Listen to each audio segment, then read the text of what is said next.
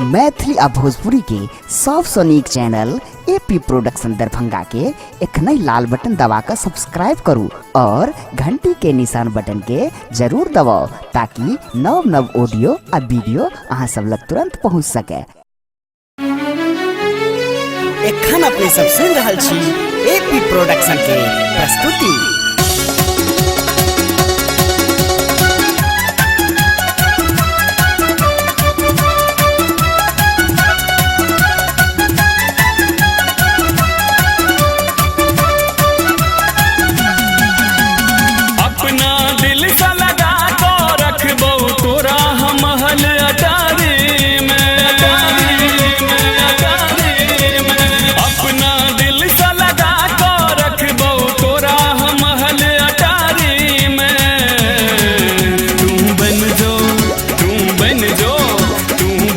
हमर घर वाले घूमे बहु तोरा फरारी में, तू बन जो हमर घर वाली घूमे बहु तोरा फरारी में। अपना दिल सा लगा को रख बहु तोरा हम महल अटारी में।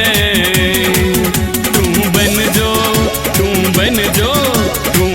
जो हमर घर वाली घूमे बहु तोरा फरारी में। जो हमर घर वाली घूमे बहु तोरा फरारी में।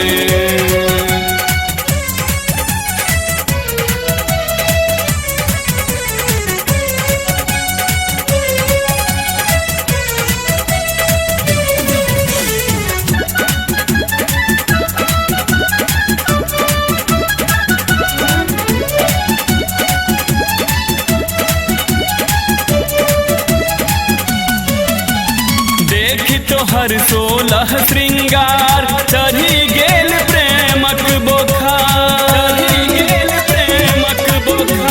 देख तो हर 16 श्रृंगार चढ़ी गेल प्रेमक बोखार। सटाले अपन करे जासो एक एक पल लागैया पहाड़, नहीं सहल जे बिरहक दुख किछ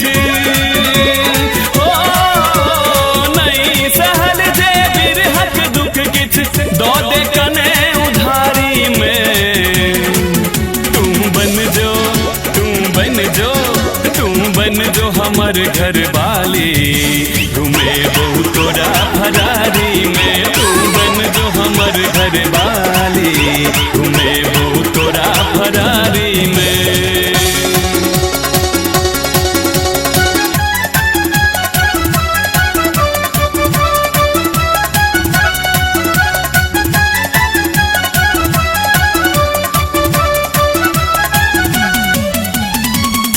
सनक छल कई छौरू गम कई छौ तोर देहक धूप, गम कई छौ तोर देहक धूप। जान सनक छल कई छौरू गम कई छौ तोर देहक धूप। बात बकारक हरण भेल अछि देख तोरा बैसल छी चूप। तोहर नैनक नशा सँ बढ़ि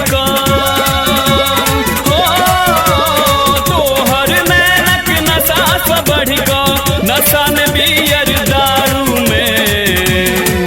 तू बन जो हमर घर वाली घूमे बहु तोरा फरारी में। तू बन जो हमर घर वाली घूमे बहु तोरा फरारी में। अपना दिल सा लगा को रख बहु तोरा हम महल अटारी में।